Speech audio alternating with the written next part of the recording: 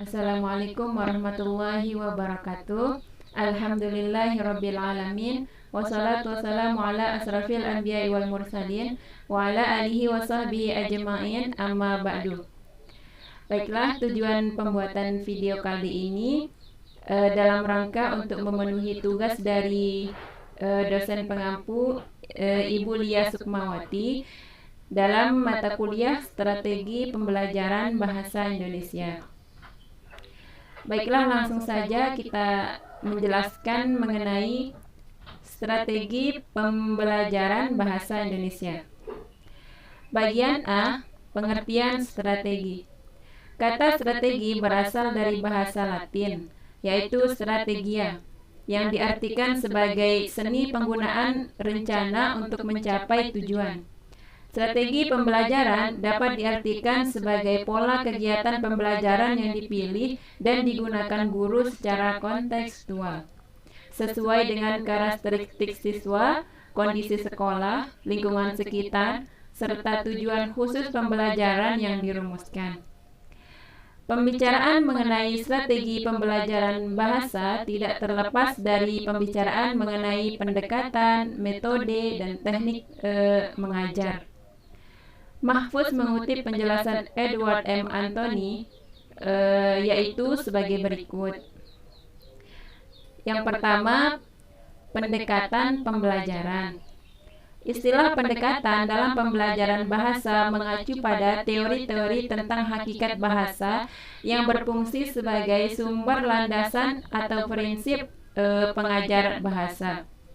Pendekatan pembelajaran lebih bersifat aksiomatis dalam definisi bahwa kebenaran teori-teori linguistik dan teori belajar bahasa yang digunakan tidak dipersoalkan lagi.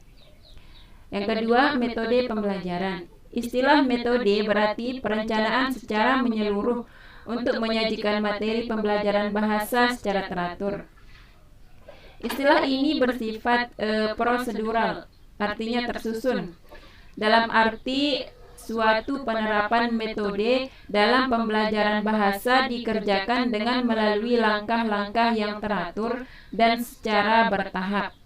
Dimulai dari penyusunan perencanaan pengajaran, penyajian pengajaran, proses belajar mengajar, dan penilaian hasil belajar. Yang ketiga, teknik pembelajaran.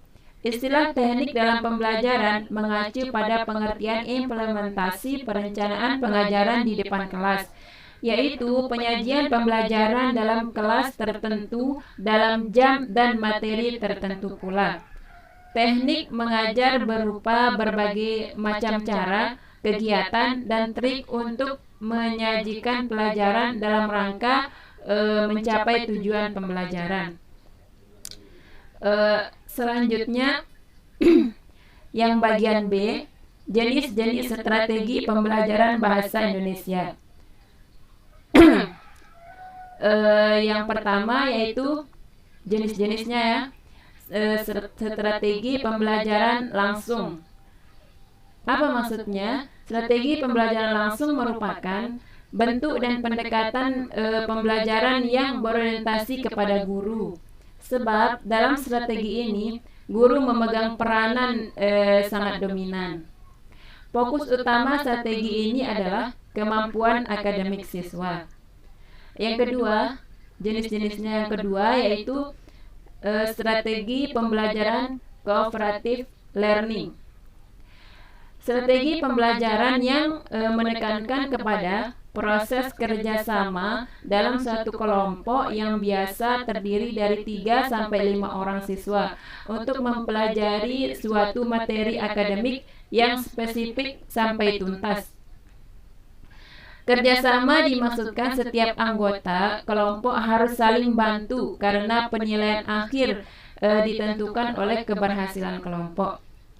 Jenis yang ketiga yaitu strategi pembelajaran problem solving.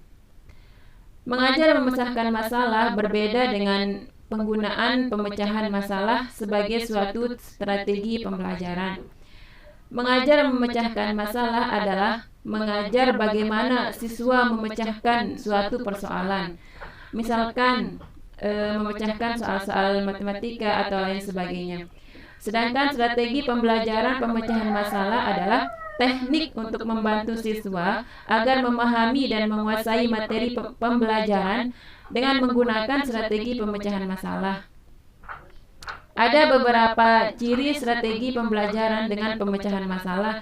Yang pertama, siswa bekerja secara individual atau bekerja dalam kelompok kecil.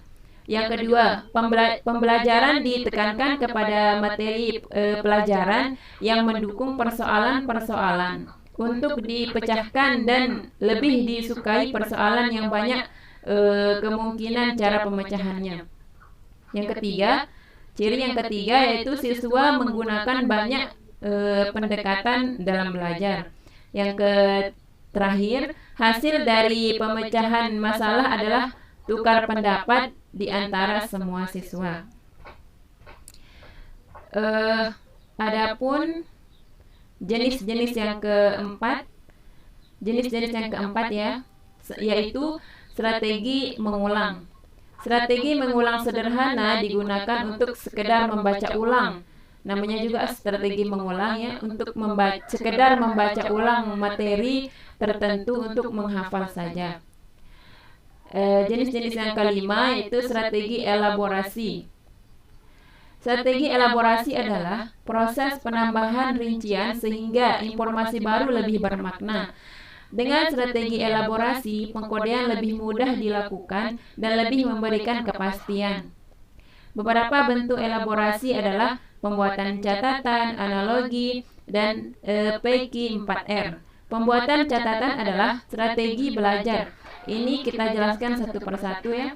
Yang pertama, pembuatan catatan adalah strategi belajar yang menggabungkan antara informasi yang dimiliki sebelumnya dengan informasi baru yang didapat melalui proses mencatat. Yang kedua yaitu analogi.